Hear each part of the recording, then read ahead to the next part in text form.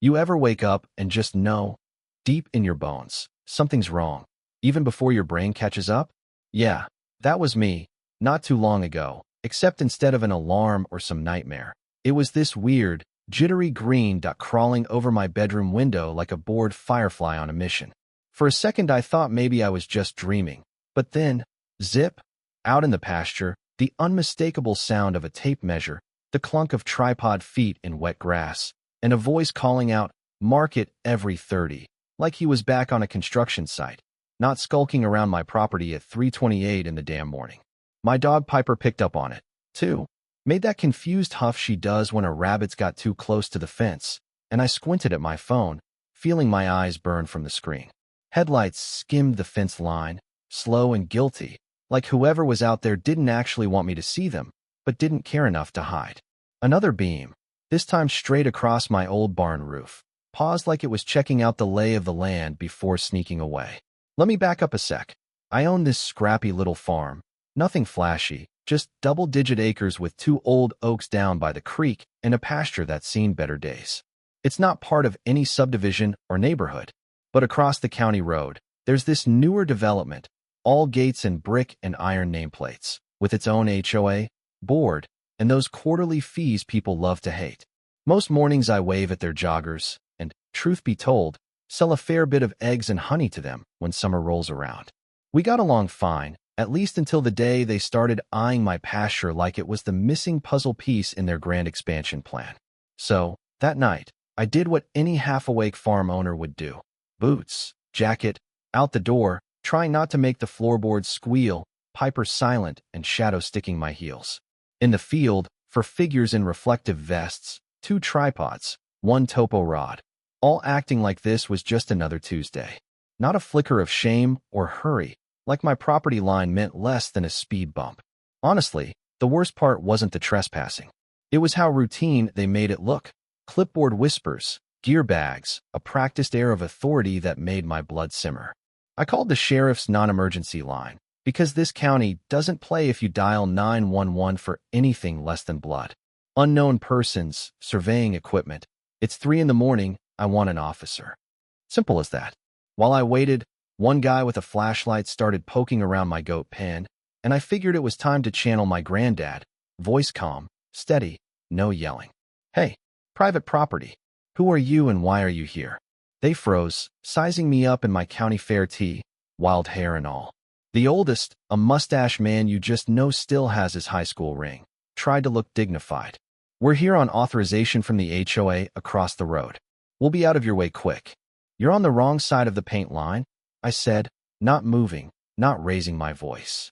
For the record, I'd marked every fence post with purple last fall. State law's funny like that. Saves you from replacing sun-faded "No trespassing" signs. The mustache guy tried to wave his clipboard around like a badge. "We do night work to avoid traffic." And that's about when the real fun started. Because out of the ditch came this woman.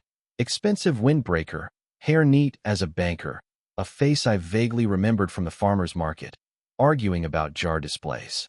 Mara, someone called her, with the kind of confidence you only get from writing a lot of emails in all caps. "You cannot stop us from using your property," she said, shining her flashlight at my face. That's when the deputies rolled in, headlights painting the fence, moving with the tired authority of men who don't need coffee anymore. I gave my name, handed over my license, explained the whole mess. They say they're authorized by an HOA. This land's not part of any association, and it's 3:28 a.m. My animals are spooked. They're all on my side. The deputy just nodded, told me to hang tight, and turned to the crew, not buying their paperwork or the "we're just doing our job" routine. When Mara tried to take charge, he shut her down so fast I nearly applauded.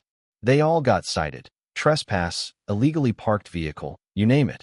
And the deputy explained, unless you have a court order or an emergency, you don't touch someone else's land at night. He even pointed to my purple paint and reflective sign, told me how to seek a restraining order if it happened again, and gave me a case number, which I scribbled on the back of an old feed order. You know what I mean? That's how it's supposed to work. Night visits aren't how grown-ups handle boundary disputes. But as they packed up, Mara hissed, "This isn't the end," and something in her voice told me she meant it. By the time the pasture was quiet and my heart had mostly settled, I realized sleep was a lost cause, so I lay in bed making a mental checklist. Next morning, instead of heading to work, I hit the county recorder's office. Sable, the clerk, looked up my parcel, printed certified copies of my deed, and walked me through the plat map. My side of the road was never part of that subdivision. I double-checked with planning and zoning. No applications, no pocket annexations, and no way to drag my land into an HOA without my signature, notarized and explicit. Still, I bought new trail cameras, posted fresh no trespassing signs, and mailed a certified letter. Thank God for Sonia, my attorney. She writes cease and desist letters that feel like thunderstorms on paper, making it clear.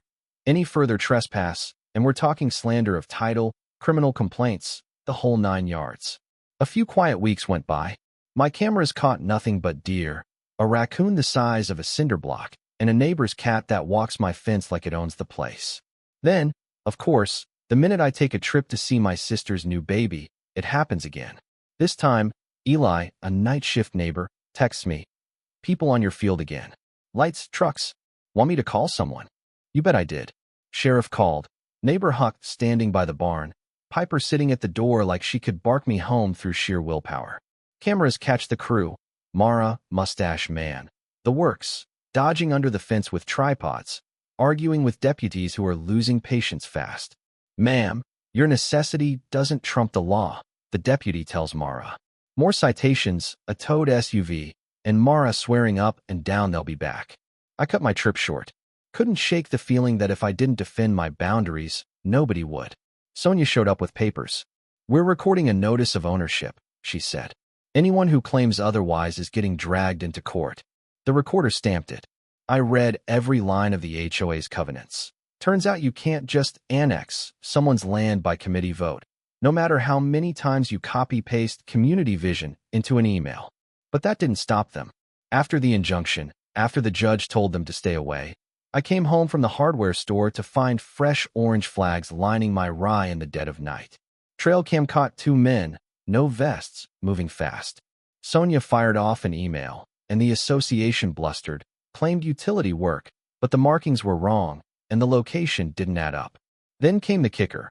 A forged notary stamp on a document trying to unilaterally annex my land into their HOA, filed while I was away. My signature, faked. My name, scribbled. Sonia called the notary, who'd never met me.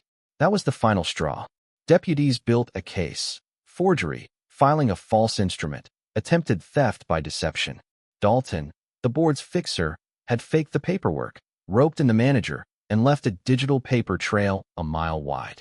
I watched the case build, indictments, mugshots, Mara getting herself a contempt charge for showing up on my land after the injunction.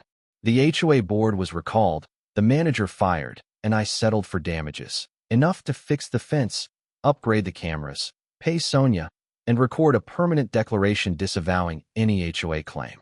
I put the farm in a conservation easement, just to be safe. And through it all, life rolled on. Kids came by to pet Huckleberry, the goat who toots when he's nervous. I lectured the new board about boundaries, literal and otherwise. Piper's ears twitch at every chain rattle, but I sleep through the night again, knowing the fence is honest and the law is enough, at least for now. So tell me, where do you draw the line when someone decides your boundaries are up for negotiation? Let me know down below. Do you think justice was done? Is the law really enough when it comes to community fights like this? Drop your thoughts, your own stories, or just say hi. I'll be here, oiling the gate, waiting for the next chapter. See you soon, friends.